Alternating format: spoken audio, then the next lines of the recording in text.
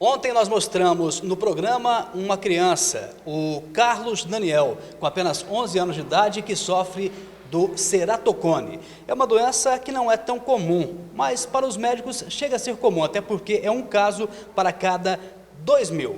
E agora eu converso então com uma especialista que vai passar para a gente o que realmente vem a ser o ceratocone. Essa doença é uma doença extremamente comum, ela afeta em torno de uma pessoa a cada 2.000 pessoas e é uma distrofia, ou seja, é como se a pessoa tivesse pré-programada até aquela doença.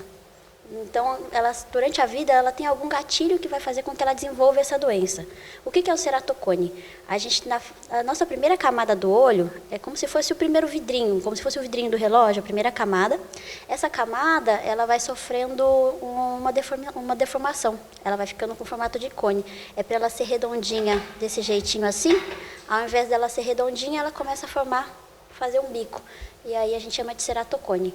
Só que são vários os tipos de ceratocone que existem. Então, a gente não classifica, na verdade, entre vários estágios, e aí que encaixa uma a cada 2.000 pessoas, porque às vezes tem um ceratocone que é mais no comecinho, outros ceratocones são mais avançados, e a partir daí a gente determina qual tipo de tratamento, qual tipo de segmento que a gente vai fazer com cada paciente. Qual que é o tipo de sintoma comum, então, para uma mãe perceber no filho? Geralmente, o ceratocone começa na puberdade. Ele está relacionado com aumento do astigmatismo. Então, é aquela criança que enxergava bem, dali a pouco ela começa a reclamar que está enxergando mal, que está enxergando umas manchinhas, está enxergando, digamos, a luz, em vez de enxergar ponto, redondinha, está enxergando meio puxada, meio distorcida. Esse é o astigmatismo.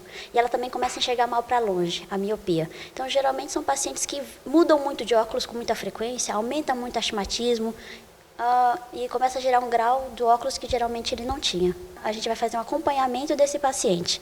Então, vai depender de que tipo de ceratocone que ele tem. Ele tem um ceratocone leve, ele tem um ceratocone moderado, né? Então, teoricamente, a primeira coisa que a gente vai fazer é um óculos, porque como aumenta muito astigmatismo, aumenta muito miopia, a primeira coisa é um óculos. Esse ceratocone, ele vai causar uma baixa visual. Então, ele vai avançando, vai ficando pontudo e vai aumentando o grau do paciente. Chega uma hora que o óculos não resolve mais. Então, a gente vai ter que partir para um outro tipo de tratamento, uma lente de contato, por exemplo. Mas antes que chegue nesse pontudo, nesse tipo de tratamento que a gente precisa usar uma lente de contato, o paciente tem que procurar atendimento para a gente poder diagnosticar e, às vezes, indicar um outro procedimento cirúrgico. Por exemplo, o crosslinking, que nada mais é do que a gente faz uma riboflavina, que é uma vitamina, usa um laser nesse olho, que aí vai endurecer a córnea e aí ela não vai ficar pontuda, ela continua redondinha.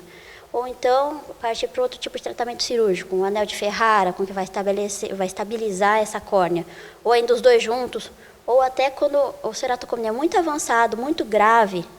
Isso acontece geralmente em pacientes que desenvolvem ceratocone muito cedo. Como eu te falei, ele começa na puberdade. Então, mas tem gente que começa com 5, 6 anos.